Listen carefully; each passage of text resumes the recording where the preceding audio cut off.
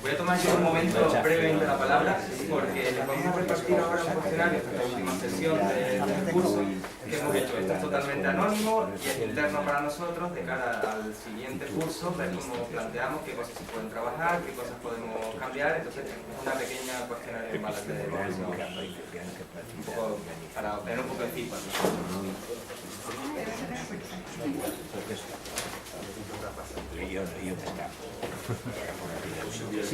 Bueno, hay un espacio para publicar la respuesta, pero no es necesario, siempre y cuando haya comentarios. Claro. Espérate, que se me quedan muchas, pero no sé si habrá por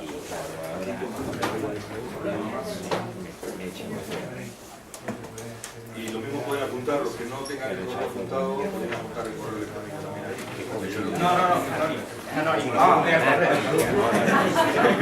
Iba a llamar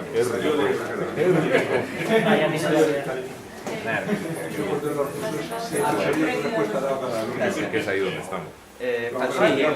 Prefiero estar donde me pasó dando clase que un día iba una vez pino con los exámenes lloviendo. Recuerdo que en la Roca de República Argentina rompe la bolsa, se expanden todos los exámenes, todos los coches pisando. A la altura del curso ya era mayor, ya sé lo que ha sacado cada uno, seguro. Sí. O sea, les puse nota y ninguno contestó, no estaba de acuerdo con lo que dije. Bueno, yo quería simplemente decir algo que se me ha olvidado decir y que sí que me parece fundamental. Quería haberlo dicho al principio, pero se me olvidó. Así que,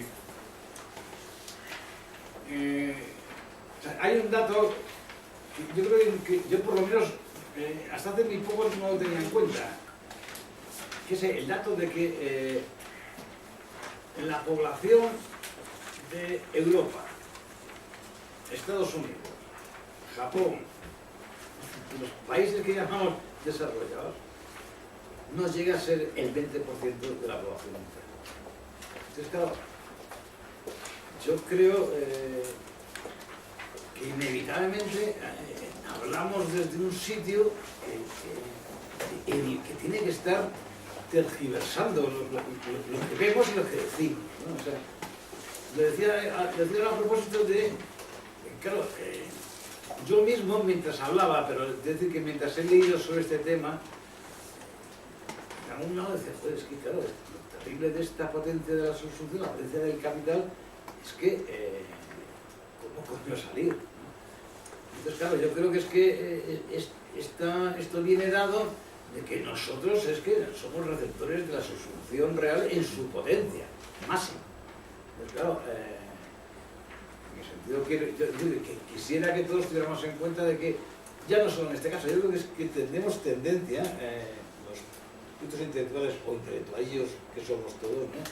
a lo que se llama, no sé si eurocentrismo o lo que sea, ¿no? Pero, joder, tendemos a hablar desde experiencias y lecturas que vienen dadas por la localización geoeconómica en la cual vivimos, ¿no? Entonces, simplemente para decir que seguramente este tema abordado...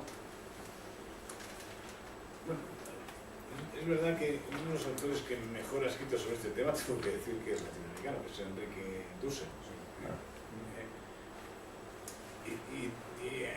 Tampoco vi que, así que tampoco me llegó a dar claves para salir, ¿no? Pero es verdad que tiene claro, un pensamiento mucho más potente y más amplio, ¿no? Pero bueno, simplemente quisiera decir esto para decir, oye, no es que seguramente yo estoy transmitiendo una especie de, no sé si de pesimismo, sino de triunfalismo del capital, ¿no? En que seguramente yo creo que la pregunta esa de cómo se sale el capital, yo creo que es una pregunta, no diría que es procedente, sí, pero sí. No es fértil. No es fértil. No, o sea, claro, pues incluso leyendo al propio Marx parece que las sociedades que no entraran en la maquinaria del capital serían una banda de vagos y maleantes y estarían condenados a un subdesarrollo, etc. Bueno, digo para no entrar. Sí. Entonces, ¿cómo hay sociedades, por ejemplo, indígenas, indias, etc.? No voy a llamarlas primitivas porque Pero pongo un caso intermedio, por ejemplo, Bolivia. Pues todo el mundo cuando habla de Latinoamérica ahora, pues piensa en Venezuela y ahora en el mono, ¿no? El ejemplo boliviano, lo digo porque tiene que hacer algunas cosas en relación con eso, tiene que jugar ahí. Pues yo creo que allí, con independencia de las críticas que se puedan hacer desde la izquierda, más ortodoxa, ¿no? Se tiene un plan de identificación de todas las tensiones. Primero, ellos reconocen que es imposible el socialismo en un solo país. De hecho, dicen, en la etapa que estamos ahora necesitamos que haya nuevas emergencias de países que, digamos, que se unan a esta corriente. Entonces, no es que sea ni posible ni imposible, es que realmente hay los hablar de las narrativas. Yo creo que no es un problema solo de la narrativa, es que los dos núcleos centrales que has tocado tú, como el fetichismo y la subsunción, claro, ¿por qué somos vulnerables a la información y a la construcción de imaginarios por parte de él? Pues porque hay un elemento fetichista en la propia mercancía que hace que se nos toquen las entretelas, ¿no? Y entonces, a lo mejor, para entender más a Marx en el momento actual, pues deberíamos echar manos de Foucault y de otra gente que ha metido la cuchilla por el culo. Pero yo creo que, ¿cómo se sale uno del universo? Pues que no lo sé, porque si saliera, que le dé más universo, ¿no? Y esa pregunta es un poco... No, yo no la hago porque me parece agobiante, o sea, ¿sabes? Sí, dicho tal como lo han dicho es así. Lo que pasa es que, por decirlo, lo voy a decir de otra forma. Yo es que si pensara que no sé, que esa pregunta no tiene sentido, yo no sé qué sería de mí. ¿Sí me entiendes? Es decir, que es mi pregunta. O sea, mi pregunta es cómo salgo, qué hago para que esto salga de sí. O sea, entonces, claro, por cierto, tienes razón en el sentido de que es una pregunta incluso, yo diría que voluntarista e idealista. En el buen sentido del término. Pero para entendernos, yo si no, pues no sé, o sea, me dedicaría a lo que llamaríamos al sentido común del capitalismo, ¿no? Siempre digo de broma, y no es de broma, dice, qué putada no haber sido socialdemócrata. Pero digo que sí, que yo estoy de acuerdo contigo en que la pregunta... No estoy de acuerdo contigo en que es el universo, porque el universo es una cosa y el capital es otra. Es decir, o sea, ¿cómo se sale de lo propio? Lo que estoy de acuerdo contigo es que no hay que tener cuidado porque la pregunta suena a... y me da pavor, suena lírica, que es lo peor que puede sonar. Lo que quiero decir es, por ejemplo, esta pregunta planteada de otra manera, lo dejaría más tranquilo, no lo dejaría inerme. Pero, por ejemplo, los que estamos incómodos con el sistema capitalista y hacemos lo que podemos, y nos equivocaremos 500 veces, que estamos haciendo posible que en otros sitios, digo Bolivia y en Laos, se estén produciendo ciertos movimientos. O sea, no, es que la visión eurocéntrica y el estado lamentable en el que estamos aquí, no solamente la socialdemocracia, más para allá. O sea, que el problema es, entonces, yo es que me quiero creer, porque si no me suicidaría, ¿sabes? Pero hostia, de alguna manera de que pues me pego un tiro, me pego un tiro. Entonces, creer, si lo estás haciendo, que es manifiestamente mejorable, y para eso estamos en estas cosas, ¿no? Para eso, yo por lo menos para eso. Sí, por eso yo también, o sea, digo que a mí la única sospecha que he puesto en claro es que yo tengo cierta sospecha de que digamos así, de que nuestra posición geoeconómica, bueno, hay cosas que nos permite ver y hay cosas que seguramente no nos permite ver. Entonces, bueno, o sea, es decir que, entonces, bueno, hay que trabajar, por decirlo así, hay que trabajar. Digo, cuando digo trabajar, me refiero a trabajar, lo que llamo militancia, la militancia como trabajo, no me refiero a la militancia concreta, digo, la militancia como trabajo político de cara a la revolución. Yo creo que hay que trabajar, digamos, claro, no desde milito y ya vendrá el fin del mundo. Entonces, bueno, la pregunta de cómo rebajar el dominio que creo que de alguna forma se ha filtrado a mi exposición del dominio casi apabullante del capital, bueno, a mí es un tema que me preocupa.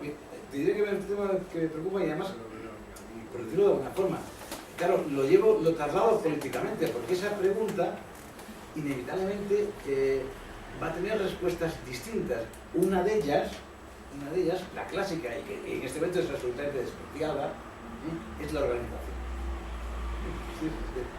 No, esto habrá que organizarse, habrá que organizar la contranarrativa. Curiosamente, digo que esto es curiosamente es una posición que hoy en día más bien parece una antigüedad. Entonces, claro, el tipo de pregunta lo que obliga es a buscar un tipo de respuesta. Es decir, que yo una de las cosas que odio, es que odio de la posmodernidad, es esto de que los que estamos en el uso de la palabra en público no tenemos derecho a dar respuestas, sino que nuestra obligación es plantear preguntas. Bueno, pero a mí me parece que esto no es así. O sea, yo creo que la responsabilidad del que se atreve a hablar en público, y en este caso me apunto, es que tiene que dar respuestas. Porque solo atreviéndose a dar respuestas tiene responsabilidad. Una pregunta. Sí, entonces, yo, por ejemplo, tengo la sensación de que lo que llamaríamos el cuerpo ideológico militante es un cuerpo que ha renunciado, en parte, a dar respuestas en aras de que dé respuestas que son autoritarios. Que se ha convertido en la palabra maldita. Poner un ejemplo solamente a propósito de esto. Hay un libro que se llama Análisis de la Transición, la transición, y pone entre paréntesis PSOE y PC, de un profesor Juan Andrade. Bueno, a mí este libro, sobre todo por la edad que tenemos algunos, pues vivimos la transición ya con 20 y pocos años, a mí me parece un libro muy esclarecedor de cómo los propios partidos fueron desactivando sus herramientas hermenéuticas, sus herramientas se desactivaron. Aparentemente, queríamos pensar en esa época que eran dispositivos tácticos, pero por ejemplo, el Partido Comunista, yo recuerdo, ya no somos un partido marxista-leninista, porque Lenin, y además viene Andrade, aporta un montón de intervenciones en los congresos, ahora somos un partido marxista-revolucionario. Bueno, eso parece una nadería, ¿no? Pero muchos polvos de esos, no, como esa anécdota, muchos polvos de esos trajeron estos logros. Entonces, estaba comentando antes con un compañero, con Santiago, que a lo mejor una cosa que tenemos que hacer en estos seminarios, además de aprender y espabilarnos y tal y cual, sería ver a la luz de estas propuestas, por ejemplo, hacer también autocrítica, vamos a decir, rigurosa y no despiadada, en qué nos hemos equivocado, ¿sabes? Sí. Como por ejemplo, ¿no?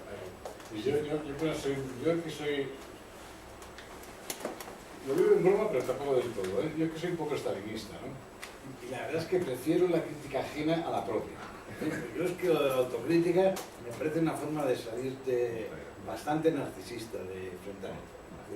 Yo no creo mucho en la autocrítica, prefiero que me critiquen. La autocrítica es muy buena cuando se hace el vecino, que es la única que yo conozco. O sea, yo no conozco una digo al respecto ahora, No sé, no quiero que nos cerremos en esto. Yo respeto mucho a Juan Andrade, me parece uno de nuestros historiadores nuevos y tal, ¿no? ahora, con perdón, Juan Andrade, en ese libro, por lo menos, participa de la visión de lo que yo llamaría patológica de los partidos. Los partidos fueron malos. Que fueron malos y traidores. ¿De verdad esta es una respuesta de un marxista?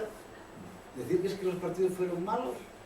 Mira, de verdad hay que decir en qué contexto, qué alternativas había, los procesos de selección y estrategia.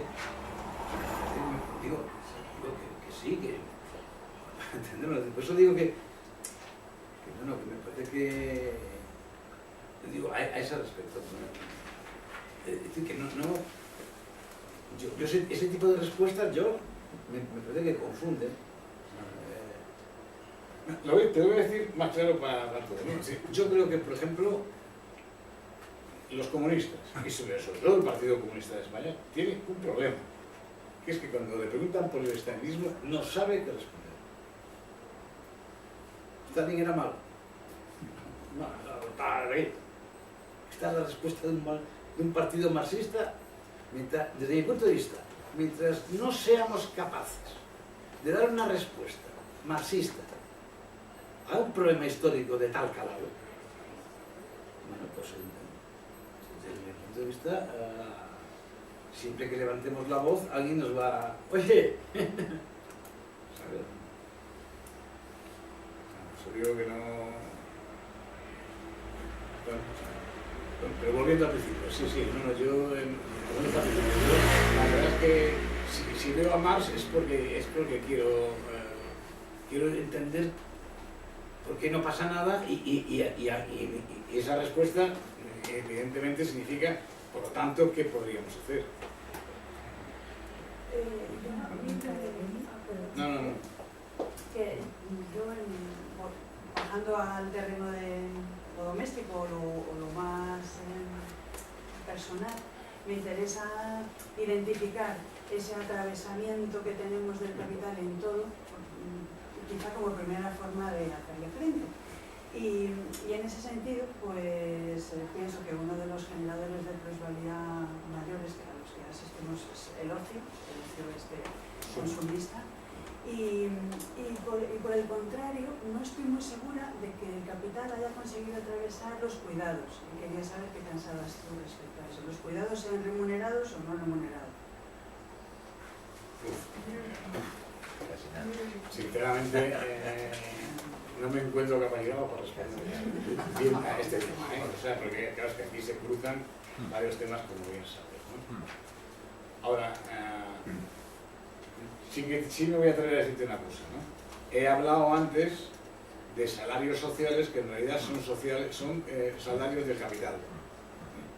Bueno, no te contesto, solo que te recuerdo que ahí hay algo que está en relación dialéctica tensa. Entonces, bueno, es decir, es que meterme en más cultura sería meterme en territorio del feminismo, no sé, o sea, incluso la economía de los cuidados, la economía doméstica, o sea, digamos que se puede poner uno en plan en lo que he dicho que no quería, de que uno dice, mira, según Marx y tal, pero yo creo que esto no tiene mucho sentido, es decir, que no, o sea, esto es... o sea, Marx es alguien que hay que ver para hoy, o sea, para mañana, no para hacer tesis. No me quiero meter ahí, o sea, lo que sí puedo decirte es que hay muchísima gente que piensa que una de las salidas es justamente un camino que alumbra la llamada, el tema de los cuidados, ¿no?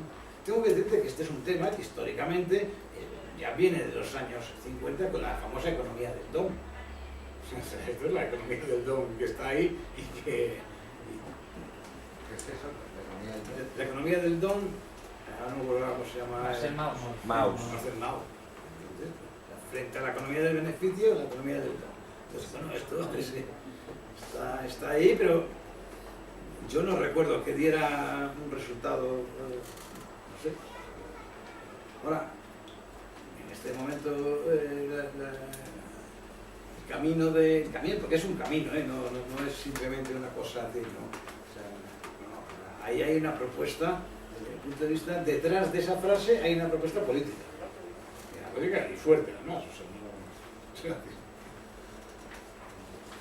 Pero, no, una cosa solamente, digo que algo hay en la subfunción que no funciona tan perfectamente, digamos, seguramente, que habrá más lugares donde buscar, cuando tiene que seguir habiendo policía, y siempre... es verdad que la policía es objeto también de mecanismos de subvención, es decir, son los cuerpos y fuerzas de seguridad del Estado, están para defendernos, las fuerzas militares van al exterior a implantar la paz, a hacer paz y todo esto.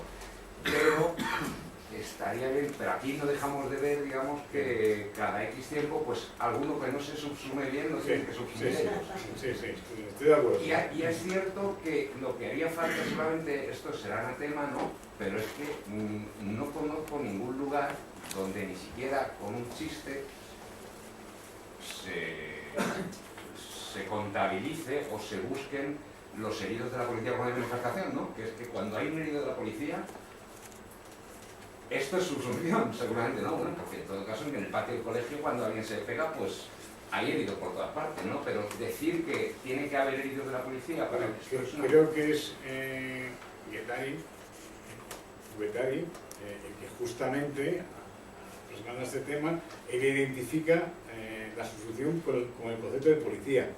Porque él denomina policía, digamos, a la articulación de la síntesis social que permite eso. Y él, curiosamente, sí que está en que dice, bueno, frente a la policía estaría lo político, ¿no? Como forma de interrumpir, o sea, de cuestionar eso. Bueno, ahora, sí que tiene razón que es quizá uno de los datos optimistas, ¿no? Por ejemplo, un dato optimista es, por ejemplo, los conflictos de hace 2 años en Burgos. ¿Cómo se llama? O en Barcelona, el de... Bueno, es verdad que sí, que... Es decir, que yo algunas noches que me acuesto optimista pienso esto, ¿no? Incluso pienso que por debajo de esto se está creciendo un malestar, En la última manifestación grande aquí que hubo, una de las últimas marchas de la Universidad, en la que hubo, por un error técnico supuestamente suyo de la policía, 10 o 20 antidisturbios que quedaron aislados y que sufrieron violencia y tal. Esta fue, creo, la última gran marcha patrocinada por Podemos, que casi inmediatamente después empezó a hablar de los compañeros policiales. Sí, bueno, pero bueno, simplemente no terminé de hablar. Es verdad que sí, el ejemplo de las revueltas en París, o no digamos, el ejemplo que a mí más me gusta es que joder, se funden los plomos en Los Ángeles y ahí la lucha de clases sale a por todas, ¿no? Eso es verdad, pero ciertamente es curioso, no sé, yo esto le llamo el síndrome de Espartaco, ¿no? Es que Espartaco, claro, que héroe y tal, modelo y tal, pero ¿cuál fue el problema de Espartaco? El problema de Espartaco es que Espartaco lo que quería era, para entendernos, volver a su pueblo para ser libre, o sea, no quería otra forma de ir a su pueblo a esclavizar a otros. No sé si me entiendes, es decir, que Espartaco no tenía un modelo alternativo. Entonces, claro, yo veo estas explosiones que sí, que son explosiones de rabia, y es verdad que transmiten de que, oye, la solución, joder, tan fuerte no debe ser, ¿no? Pero yo lo que no veo es que se articulen, no cuestione, incluso estas manifestaciones que dices, no articulan la posición del trabajo. O sea, es que el trabajo parece como que no existe, ¿no? O sea, es decir, que la gente, con perdón, se manifiesta en la calle, pero joder, en su lugar de trabajo, no sé, es que no, es raro. O sea, tiene uno que leer prensa vasca para ver que hay una empresa en donde hay un conflicto con cierta violencia.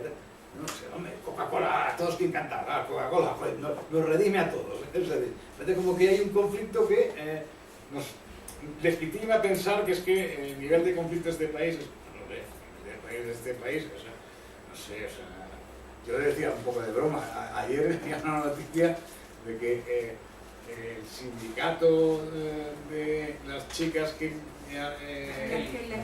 hacen las camas, después de una lucha salarial, decía el delegado de UGT de Sevilla, decía, hemos conseguido una mejora salarial de 609 a 616 euros. Joder, esto...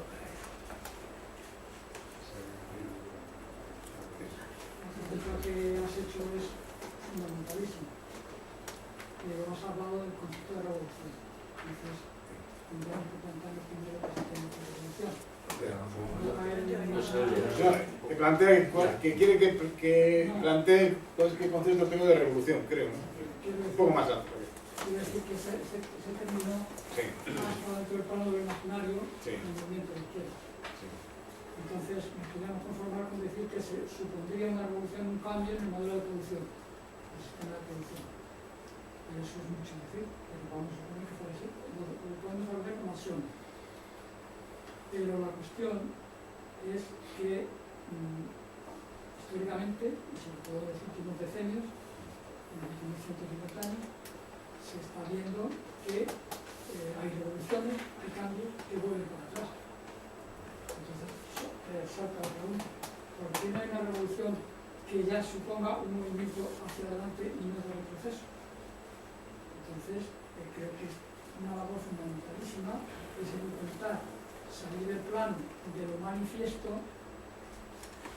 Estamos todos en el manifiesto, en el imaginario, en el fantasioso, para poder llegar, como hace más en sus textos, a una concepción de la realidad que suponga algo latente, algo que sea cierto y verdadero. Entonces, a lo mejor estamos todavía arrastrados por dos ideas. Una, la de la revolución, y otra, la de que el querer es el poder. O dicho de otra manera, que yo, si me pongo en plan voluntarista, en plan de redentor, intento organizar y quizás pueda conseguir. Pero que yo creo que, al menos eso es lo que yo veo, también con mi experiencia personal, es que o hay un movimiento colectivo, o dicho de otra manera, cuando la sociedad se desuma, a lo mejor, es cuando puede haber cambio, pero porque hay unas minorías que pretendan, me parece que vamos a seguir repitiendo errores, que es tomar aquellos elementos más vivos, podríamos decir, de la sociedad. Entonces, claro, yo creo que una cosa fundamental es, por ejemplo, esto que hacemos aquí, que es intentar descubrir qué hay de realidad en toda la maraña del mundo imaginario que nos presenta.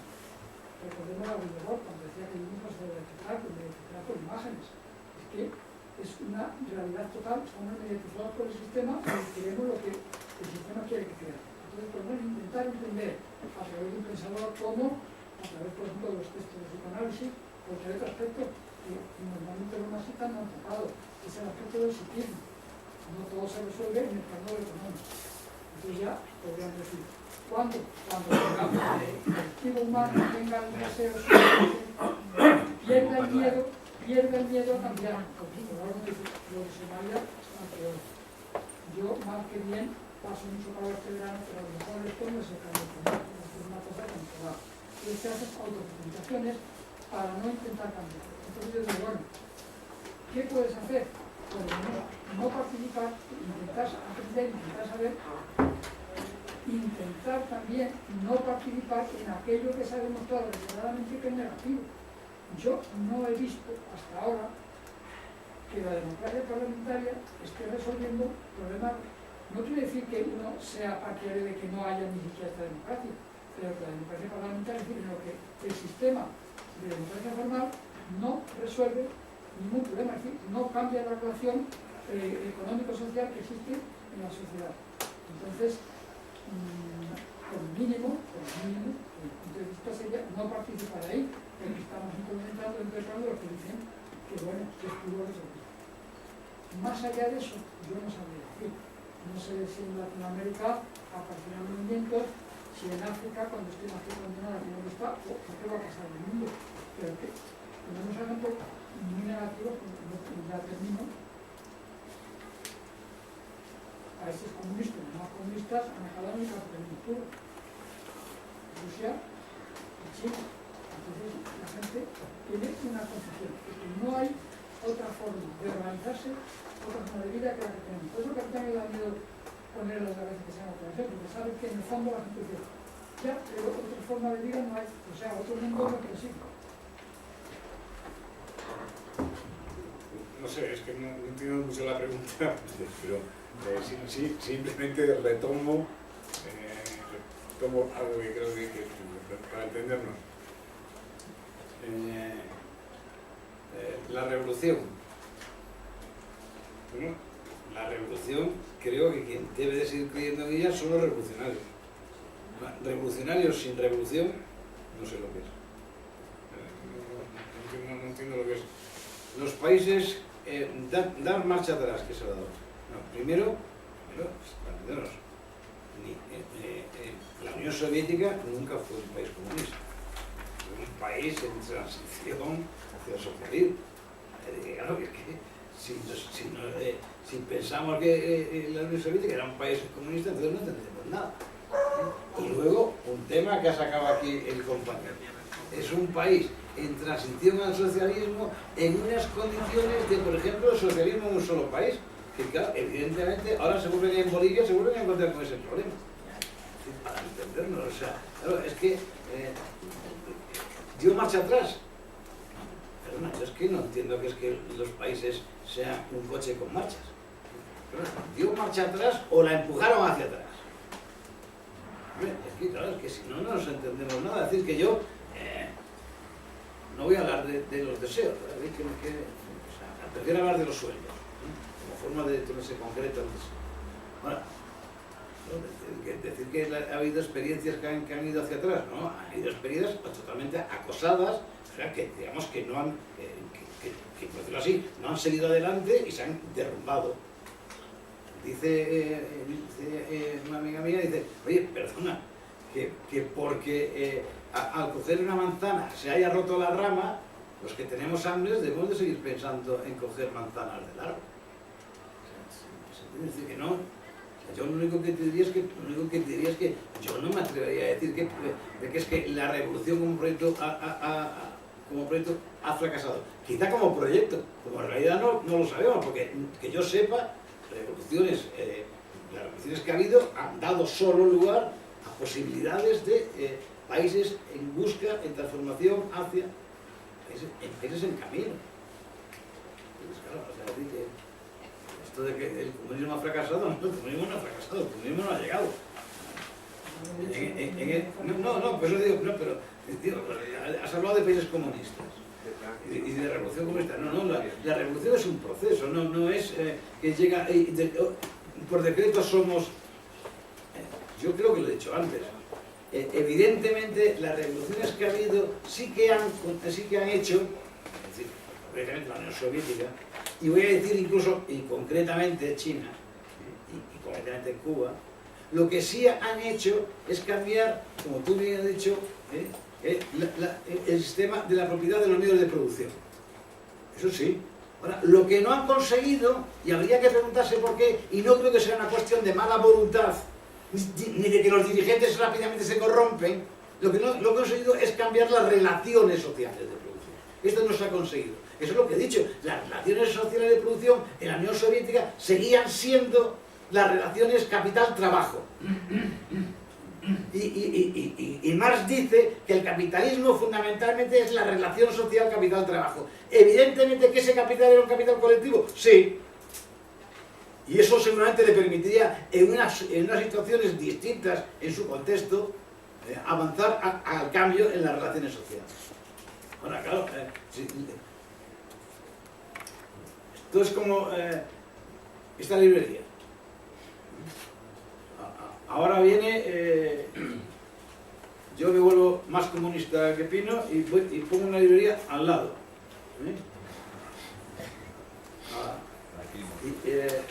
¿Y qué hago? Pues nada, como soy comunista, le pago todavía más, me exploto todavía más yo, que se explota Pino, y como soy comunista, a la dependienta, oye, no, tío, ¿cómo te voy a dar el salario mínimo? No, tú por lo menos 3.000 euros, que yo soy un comunista, joder, ya, ¿no?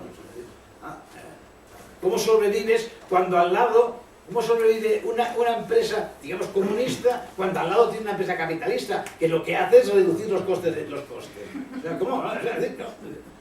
Fíjate, la tienda del comunista ha fracasado. Claro, fíjate, en cambio la nuestra, cada día tenemos más luces, claro, con el beneficio que sacan. Claro, entonces, si no, ha fracasado esa tienda, ¿no? Esa tienda intentó. Está el problema que no le den muy bien. Oye, es que el socialismo en un solo país estaba profundamente cuestionado por Marx y por Lenin. ¿En qué circunstancias lo aceptaron? Eran unas circunstancias históricas en donde al final llegaron a pensar que, bueno, que ese contexto revolucionario se iba a incrementar. Igual que Bolivia necesita que en el contexto latinoamericano haya unas condiciones que, por ejemplo, le permita el comercio justo. Digo, de justo es imposible, menos injusto. Es decir, que pueda explotar sus recursos naturales con decencia. aparte de eso, es verdad que yo creo que es, y esto sí que me parece muy interesante, lo habéis planteado, de que es verdad que incluso ahí, y es una cosa que yo no he contado, así que, claro, curiosamente, aun en zonas de subsunción, hay zonas, por decirlo así, donde sobrevive ciertas formas de trabajo que tienen que ver con la subsunción formal en su nivel, o incluso con el artesanal. Entonces, lo que es verdad es que en Bolivia, yo creo que en Ecuador también, de pronto han intentado aprovechar modelos de producción que estaban sobreviviendo, en vez de rechazarlos plenamente, bueno, intentar utilizarlos como sistema, bueno, como productores de valores de uso. Porque al fin y al cabo, el comunismo, pues, el comunismo es que, oye, producir valores de uso, ¿verdad? ¿Quién coño puede producir valores de uso en un mundo capitalista? No sé, esto es un tema que tampoco no lo tengo que ver, pero es como sobreviven gente como los escritores. ¿Qué son? ¿Son salariados, no salariados? No sé. Hay una palabra por ahí, pero sí. No se puede despachar una evidencia, una cosa tan simple como decir. Es que desde fuera, claro, yo también estoy de acuerdo que desde fuera el capitalismo ha hecho lo posible para que el capitalismo de Estado de la Unión Soviética y el capitalismo de Estado de China hayan retrocedido en condiciones sociales. Lo que está claro es que con las revoluciones del 17, con la revolución de Mao, Rusia y China avanzaron, pero avanzaron al capitalismo de Estado. Pero usted mismo decía que por qué la gente no defiende cuando la perestroika todo el mundo se aceptó. La pregunta y la cuestión es una evidencia palmaria que hoy día ni la sociedad china ni la sociedad rusa defienden una sociedad socialista, o se han quedado inermes como nos hemos quedado en Occidente. Entonces, eso no se puede negar. Si no me equivoco, perdón, es justo lo que he estado hablando toda la tarde. Justo toda la tarde lo que estaba explicando es por qué, justamente, si no se cambian las relaciones de producción, si solo se cambia el sistema de propiedad de los medios de producción, no se produce el cambio de relaciones entre el capital y el trabajo. Veo que me sospecho a mí mismo porque no... Perdona. Yo quería hacer una de ideas un poco ramplonas y sin nivel, pero más de alumno que de autocrítica y cosas de eso. ¿Cuál es la diferencia? Me parece interesante, antes de ustedes, la diferencia entre empleo y trabajo, y cuál sería la diferencia entre mercado de empleo y mercado de trabajo. Es un tema que he oído hablar algunas veces, pero hasta el momento no he conseguido que nadie lo explique y me gustaría un poco más. Y por otro lado, ¿cuáles dirías? Yo creo que dentro de Podemos hay montones de corrientes, no había un partido homogéneo ni que se parezca, ¿no? Pero, así en conjunto, ¿cuál sería su actitud frente al capitalismo? ¿Lo has pensado? Perdón, es que no sé. Sí, perdón. La actitud de Podemos frente al capitalismo. Sí, en conjunto, porque hay seguramente, pues, si quedan 8 o 10.000 activistas, que lo dudo mucho, seguramente por lo menos 3.000 tendencias, ¿no?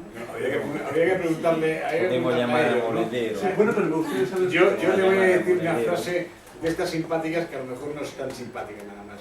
Yo creo que están intentando seducir al capitalismo. Ahora, no sé para llevarlo a dónde. Esto no sé.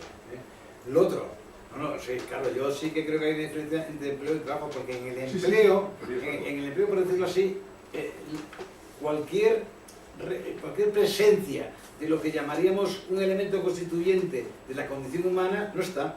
En el trabajo sí, en el empleo no, porque en el empleo, por decirlo así, está solamente la dependencia con respecto a un puesto de trabajo que te concede el capital. En el puesto de trabajo, el trabajo arrastra todavía, por decirlo de alguna forma, arrastra la presencia de que el trabajo es una parte constituyente de la condición humana. Otra cosa que en el capitalismo se convierta en este tipo de trabajo, se transforme en fuerza de trabajo que se vende. Ahora, claro, por decirlo así, ¿qué significa? ¿Cuál es el salto de empleo? Bueno, de que todavía, por decirlo de alguna forma, de que todavía en la concepción del trabajo como medio de construir vida, eso en el empleo no está. En el empleo yo no estoy empleado para construir vida, claro, estoy empleado para que me paguen. En el otro lado también, pero digamos que todavía existe la propia presencia, el recuerdo de que el trabajo es una condición humana.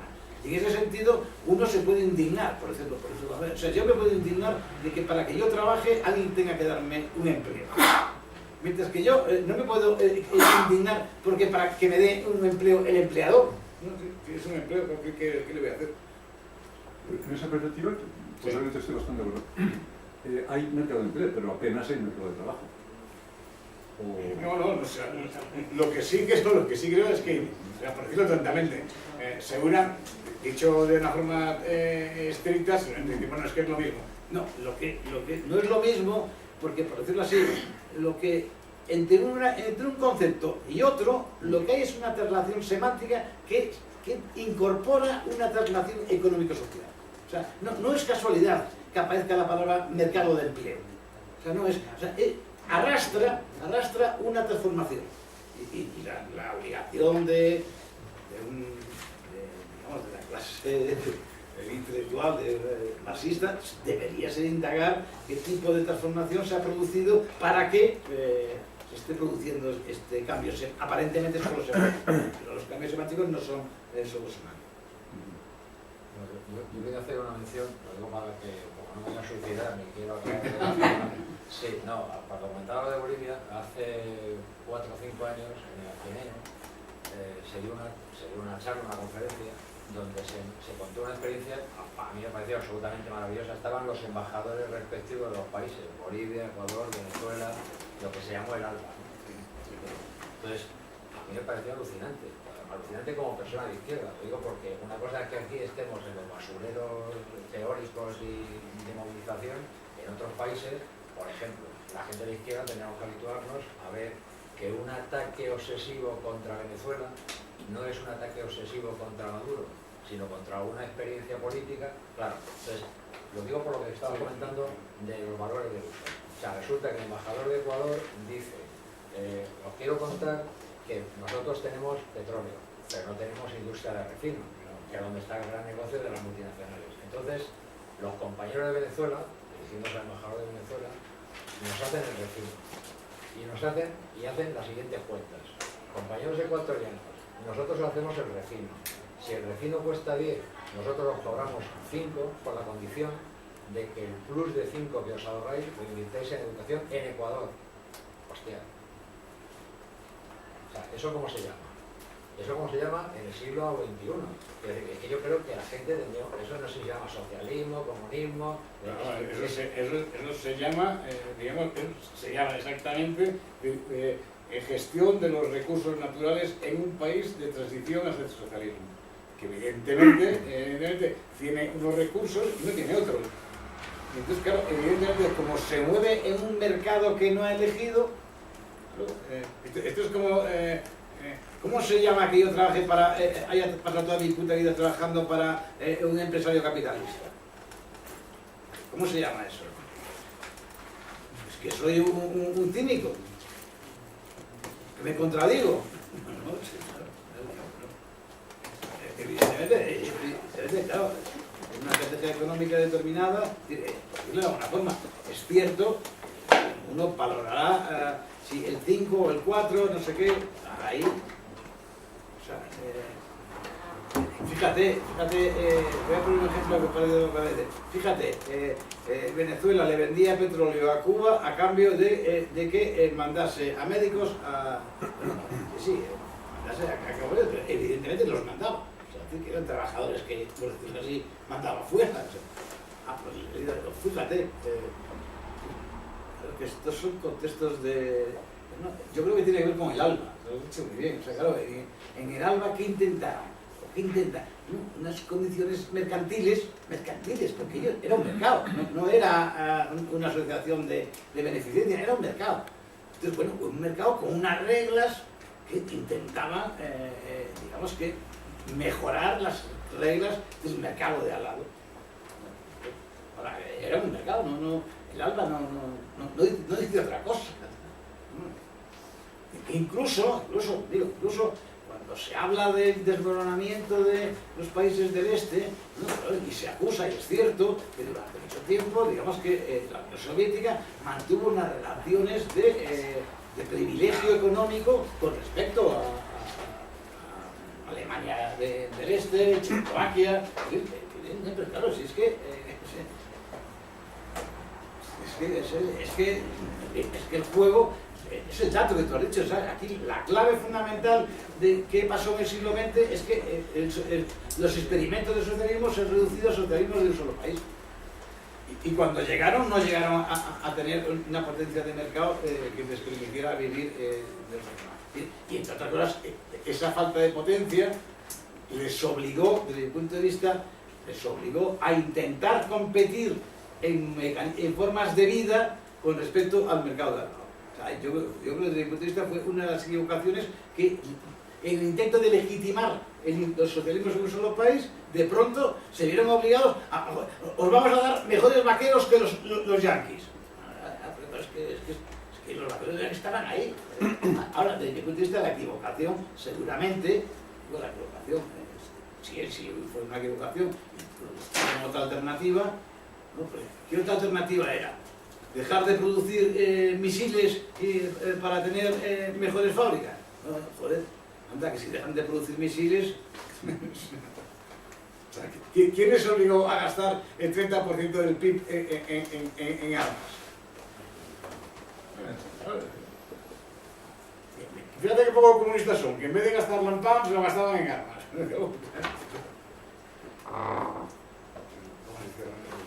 Yo quería nada más decir un par de cosas, sin liarme demasiado. La primera es que, bueno, confieso o externalizo mi opinión, que aquí nos han pasado un cuestionario para apuntar las cosas, etcétera, externalizo mi opinión diciendo que quizás tal vez la última es la mejor. No sé por qué se vaya aprendiendo, ¿no? En el camino, por ser la última, yo qué sé. Pero sí, no, quería agradecer a Constantino porque probablemente ha dado cuerpo a lo que era mi deseo de esta larga lectura, de varios meses, ¿no? Y mucho trabajo de los compañeros, que ha dado cuerpo a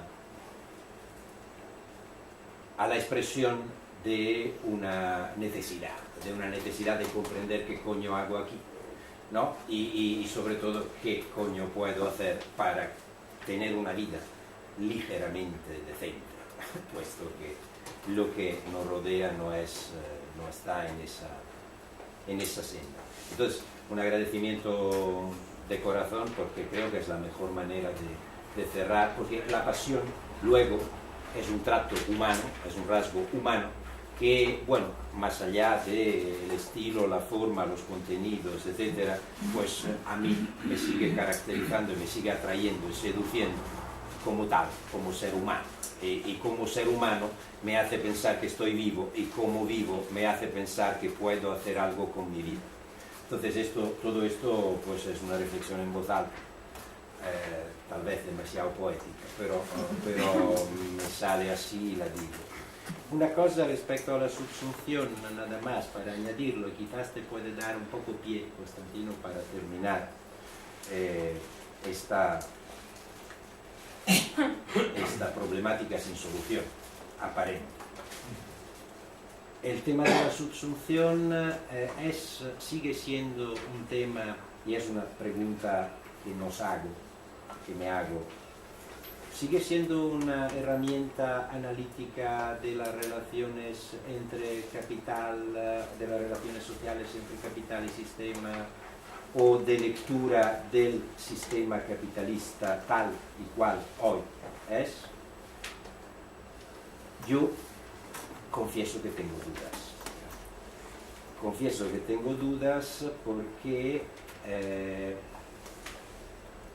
la veo como una herramienta analítica que supone un automatismo, un mecanicismo de sumisión de todo aquello que está vivo respecto a aquello que el capital iría transformando y modificando y modelando, pero con una cual pasividad, digamos con una forma de asunción de la subsunción pasiva que en cierto modo libera de la responsabilidad o de ciertas responsabilidades y que mientras ha podido ser real o se ha realizado, se ha podido, digamos, contrastar y construir con niveles de lucha de clases, tal y como le hemos hablado, de conflictos, ¿no?, que han sustanciado esa realidad. Hoy, no sé, hay quien habla del comunismo del capital. O sea, quiero decir, esta apropiación de la libertad, o de un término absolutamente superficial y aleatorio de libertad, ¿no?, esta generalización de una libertad operada por la filosofía y las formas económicas de construcción del sistema neoliberal, probablemente nos deberían llevar a pensar otras formas de servidumbre voluntaria, porque luego al final estamos en lo mismo, la primera y esta siguen siendo formas de servidumbre voluntaria. Esta siendo probablemente una forma fundamentada sobre la libertad y sobre una axiomática del capital absolutamente autorreproductiva que se ceba y se alimenta, como siempre, de las crisis, pero que tiene en sí mismo, ¿no?, en su propia crisis, en su propia conflictualidad y en su propia garantía de libertad dentro de este movimiento, la capacidad de reabsorber como una gramática universal. Para esto yo creo que no probablemente dejan de valer algunos esquemas que yo creo en la revolución. A mí me gustaría cambiar esta sociedad incluso de forma violenta, pero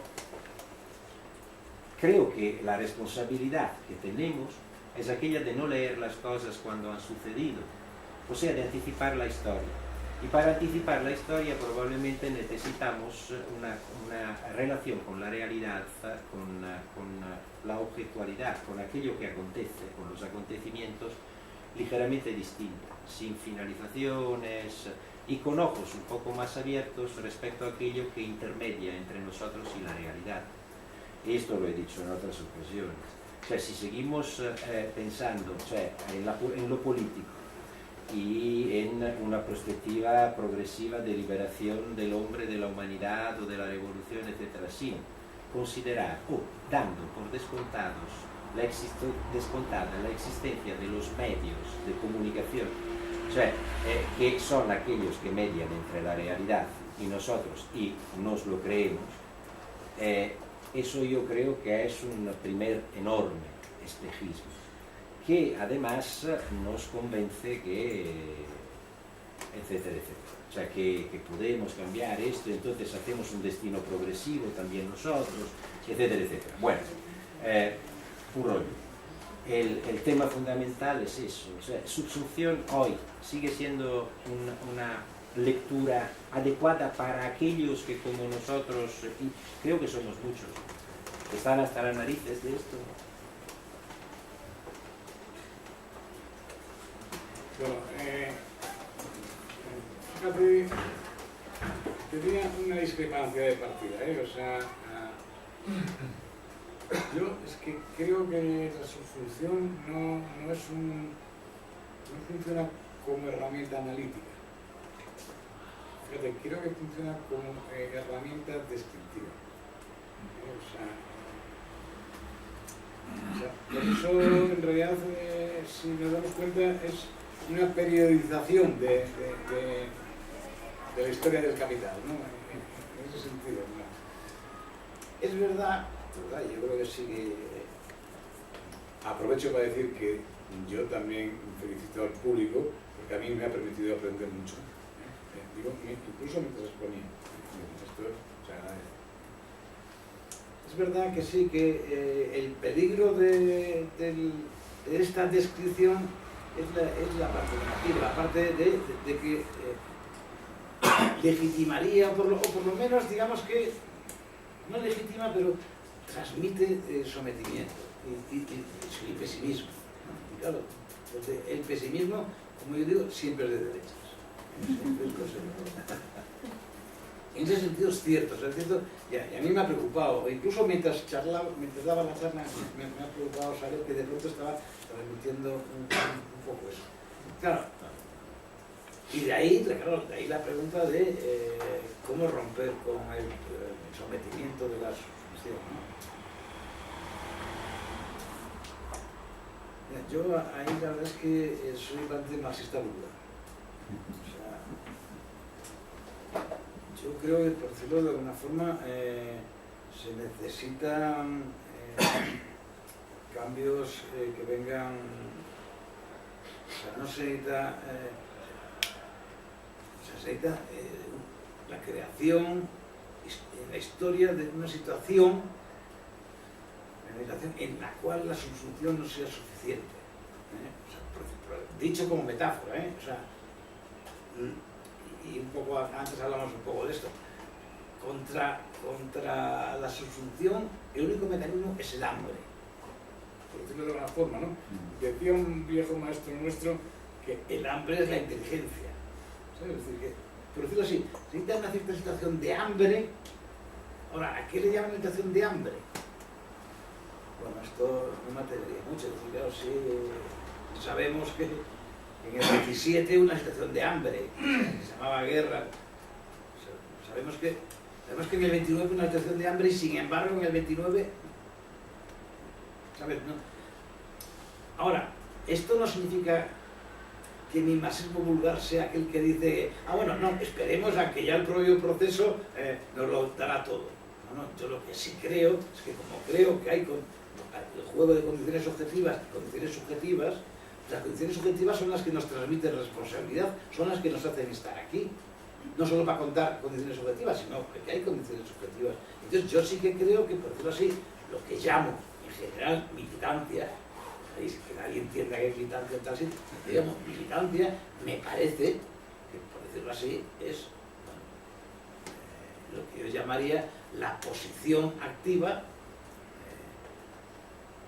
que nos permitiría aprovechar, podría decir incluso fomentar, pero mira, no voy a ser tan optimista, voy a decir aprovechar que cuando esto suceda, joder, cortemos las cabezas en las calles.